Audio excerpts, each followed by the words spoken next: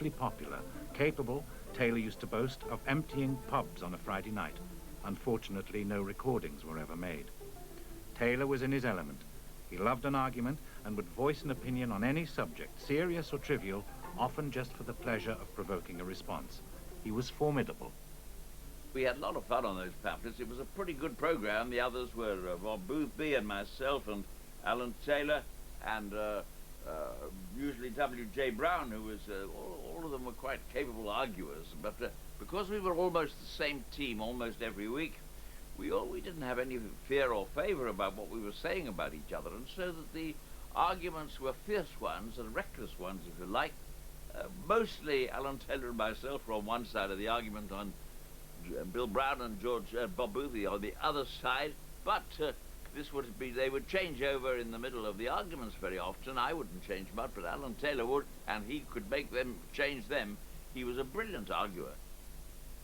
As soon as In the News began to be less of a real hard-hitting contest between individuals and got more involved in party politics, then Taylor got less and less happy with it. And he got thoroughly fed up with the BBC, and the BBC got thoroughly fed up with him by that time. Taylor hated party political point scoring. The BBC dropped him from In the News for nearly a year after one particular act of mutiny, when in the middle of a live transmission, he announced he wasn't going to speak another word. It earned him the nickname the Sulky Don. The BBC grew nervous of this loose cannon. They even nursed misgivings about his abilities as a broadcast historian. Taylor's method is to shock, an appropriate method for an audience of undergraduates, but a dangerous one for a listener without background. I don't think that Taylor has begun to tackle the question of history in broadcasting. We'll do all right with the really good men, but Taylor is second-rate, or at least has made himself so.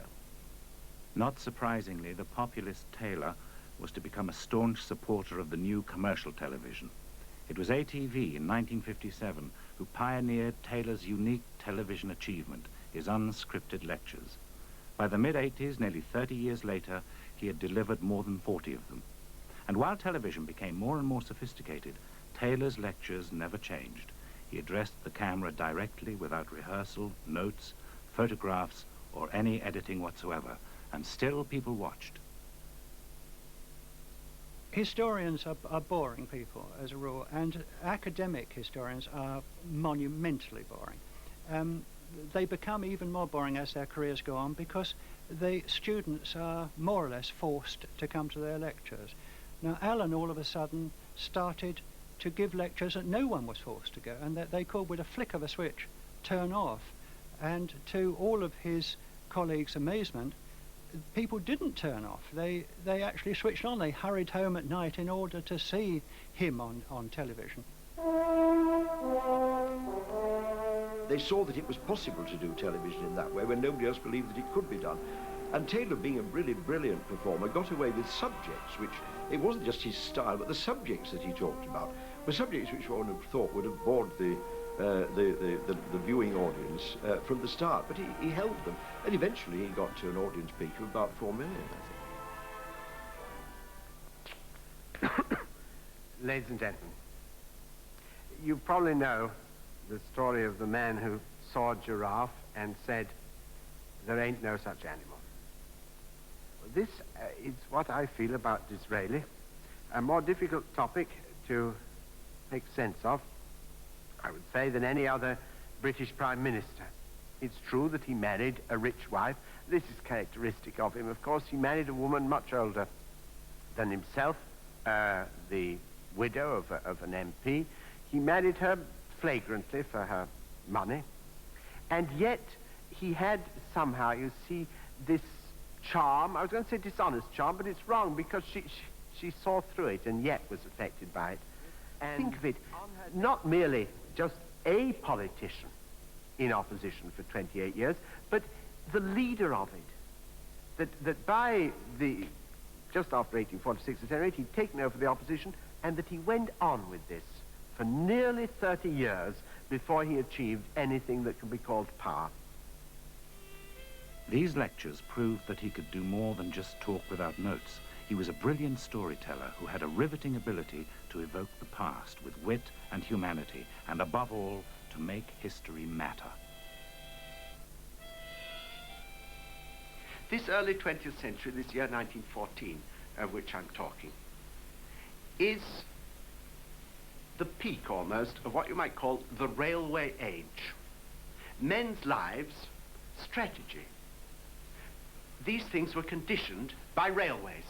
You must imagine a civilized world which moved in one sense very fast, much faster than any of its ancestors had done, in the sense that it went by rail, but also very slow, that when you arrived at railhead or at the railway station, you still had to rely on horses or your own feet. The whole pattern of the First World War, all the way through, you'll see me coming back to this again and again, is of enormous quantities of men, of munitions, of machines being delivered to the front line, and then the actual rate of battle just the same as it had been in the days of Napoleon or the Romans. He was never scared to voice his own sympathies, which were those of a man of the left, with a lifetime's commitment to giving history back to the ordinary people. No strike in a single industry has ever been more successful, more solid than this strike was right over the country. And this was not for revolutionary reasons. This was the ordinary British working man. These chaps who went on strike in 1926 were the men who 12 years before had volunteered in their hundreds of thousands, I was going to say in their millions, for the sake of Belgium. And it was in exactly the same sort of spirit as they now acted on behalf of the miners. Taylor lived a life of contradictions. He was a one-off, and he knew it. He was the Oxford Don who had become a star, delivering unadulterated history lectures to a peak-time ITV audience, sandwiched between Dr. Kildare and late-night wrestling. Scholar and showman, he loved defying the rule that said you couldn't be both. He courted popularity, but never if it meant not speaking his mind. He was the mischievous outsider, but he had to be taken seriously. A self-styled people's historian, he was fascinated by men of power like Napoleon and Bismarck. He was the product of a very particular background, born into the wealthy radicalism of a nonconformist Manchester cotton family. Though even this, he couldn't resist playing up. Taylor always said that he was born in one of the strangest and perhaps the ugliest places known to man. He said that when he came south, he was surprised to find towns that were not full of smoking chimneys. Well, in fact, he was born here in Birkdale, and as you can see, there are no smoking chimneys in Birkdale. There was a bit of professional northerner about all of this. He liked to perpetuate the image that he came from a gritty, working-class background. In fact, he came from a very comfortable, prosperous, well-to-do background, and he grew up in a leafy suburb. Why people should become radicals and revolutionaries by emotional feeling, I do not know. Other historians have spent a long time puzzling over this. They think it's very surprising, and of course, as most historians are very conventional, conservatively minded men, it puzzles them a good deal. Because it puzzles me the other way around. Why they aren't all revolutionaries? A paradoxical thing about Taylor's parents is that although they were well-to-do and they mixed in comfortable society, they were radicals. Originally, they were radical liberals, and then during the First World War, they went further left still and ended up being communists or neo-communists. They moved in what I like to call the aristocracy of the left. Anyone who was anybody on the left came to the Taylor household, and by the time that Taylor was out of short trousers, he'd met, for example, Harry Pollitt, the leader of the Communist Party. George Lansbury, future leader of the Labour Party, was one of his father Percy's closest friends. He'd met Ramsay MacDonald and many of the other leading politicians and indeed intellectuals on the left.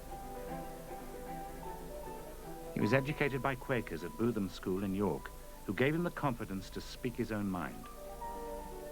After getting a first at Oxford and spending 2 years in Vienna, he took up his first history post at Manchester University. Here he fell under two early influences. The first was the great Professor Louis Namier, exiled refugee from Nazi persecution and eminence grise of British history, and secondly,